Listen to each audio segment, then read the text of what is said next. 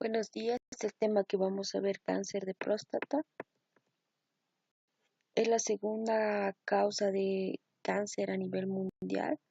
Desde 1984 es el tumor maligno no cutáneo más común en hombres, es la sexta causa de mortalidad entre los hombres en todo el mundo y en Bolivia es el primer cáncer en hombres. De ahí la importancia de saber las generalidades de este tumor, de este cáncer. ¿Cuáles son los factores de riesgo para el desarrollo de cáncer de próstata? Pues la edad, a mayor edad, mayor riesgo de padecer cáncer de próstata, el origen étnico, ya que los pacientes de raza caucásica blanca tienen mayor incidencia, y factores hereditarios también.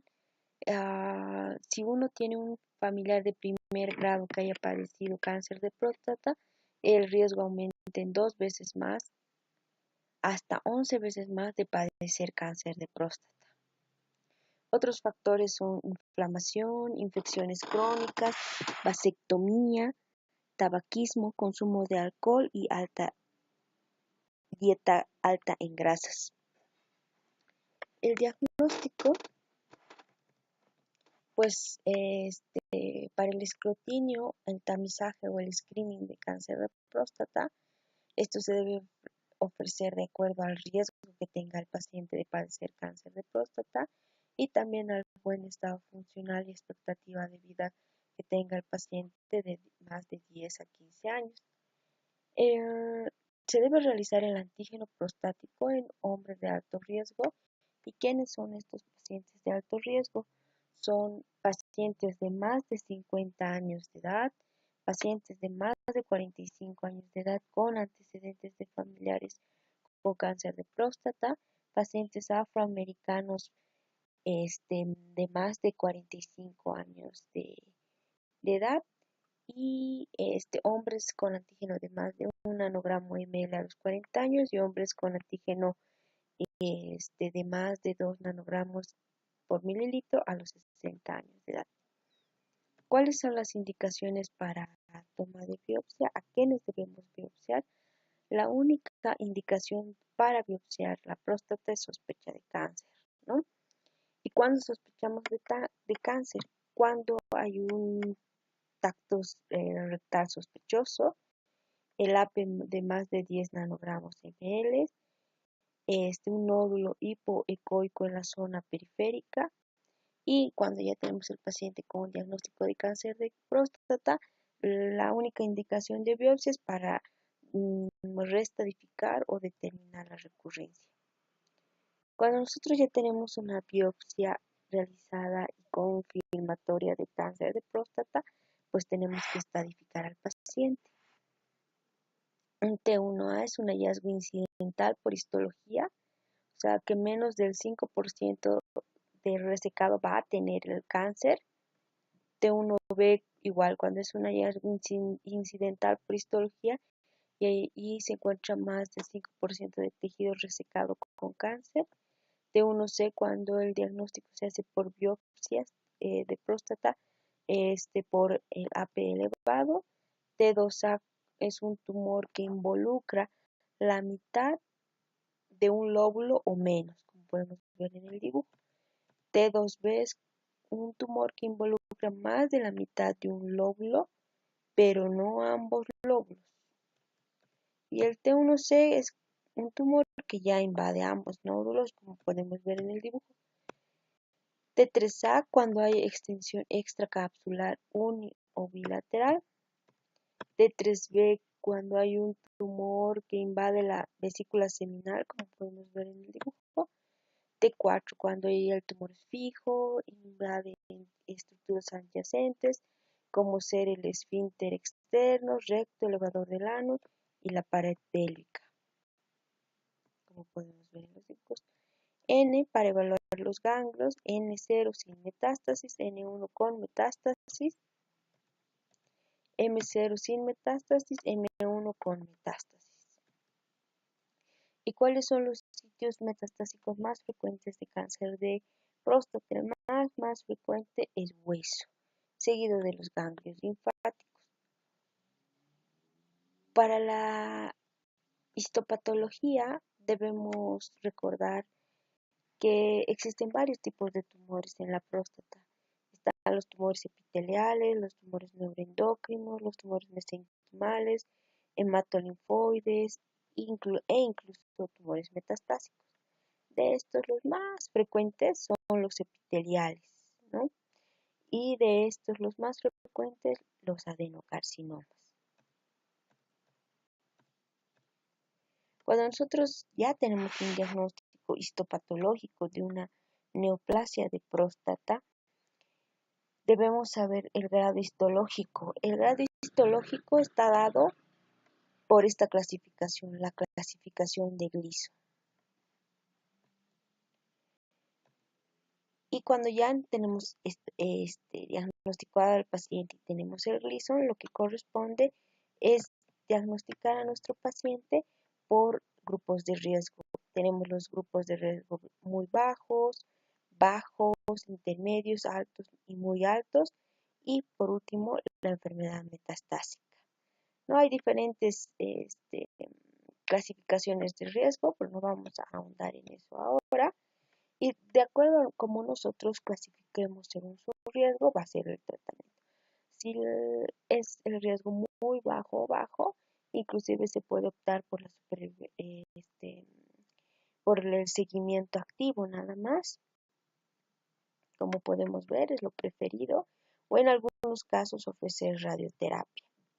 En el grado intermedio, lo que se prefiere es la prostatectomía radical más linfadenectomía, dependiendo del caso, y como segunda opción, radioterapia.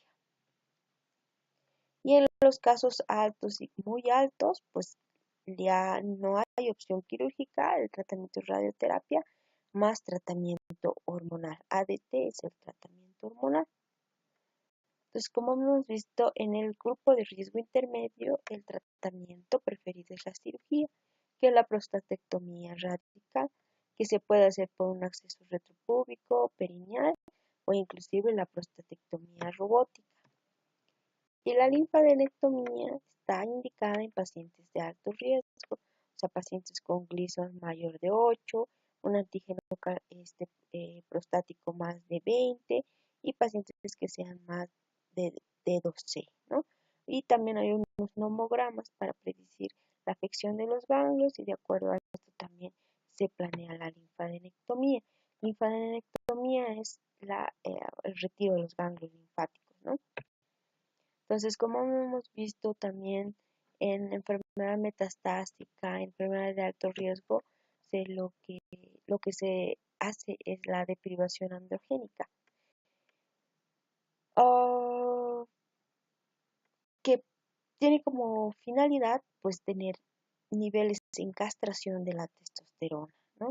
Y hay muchas formas en las cuales nosotros podemos llevar a una castración a nuestro paciente. Una es la quirúrgica, la orquiectomía, que es lo que se hace más en Bolivia, ya que pues, no tenemos acceso a estos medicamentos, que sería la segunda opción, que son los agonistas LH-RH o los antagonistas LH-RH, ya que son medicamentos muy caros, ¿no?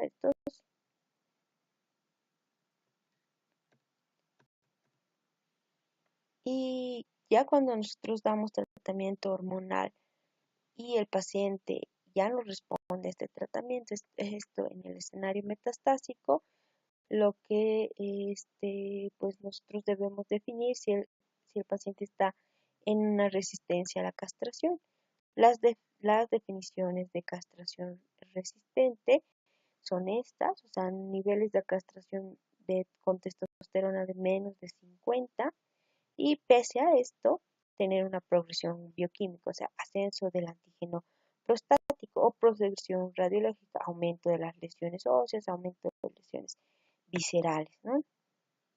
Entonces, cuando ya tenemos un paciente que es castración resistente, esto en el escenario metastásico, pues tenemos todas estas opciones entre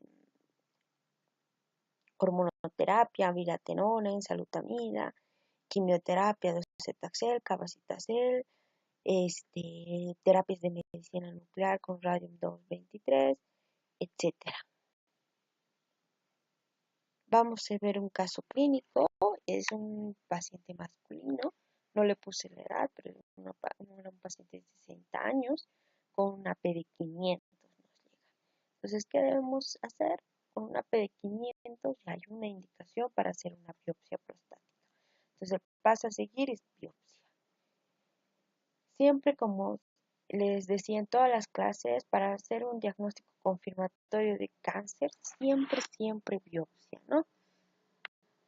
Se confirma el adenocarcinoma de próstata mediante el estudio de la biopsia. Se confirma que hay una extensión al recto, entonces este es un paciente clasificado como T4 y es de alto riesgo por el AP tan elevado que tiene, ¿no? Entonces, en estos pacientes se pide gamagrama óseo y TAC como estudios de extensión.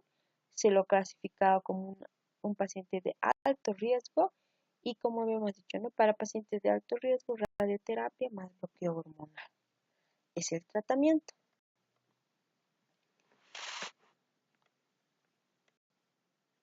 Vamos a continuar con preguntas.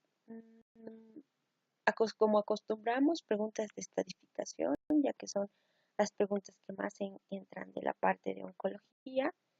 La primera pregunta dice, tumor que involucra más de la mitad de un lóbulo, pero no ambos lóbulos, es un T2B. Ya lo habíamos visto y lo habíamos revisado. El sitio metastásico más común siempre es hueso. Entonces, cuando tengan un paciente de más de 40 años de edad con metástasis en hueso, pues el primer cáncer que debemos pensar es próstata.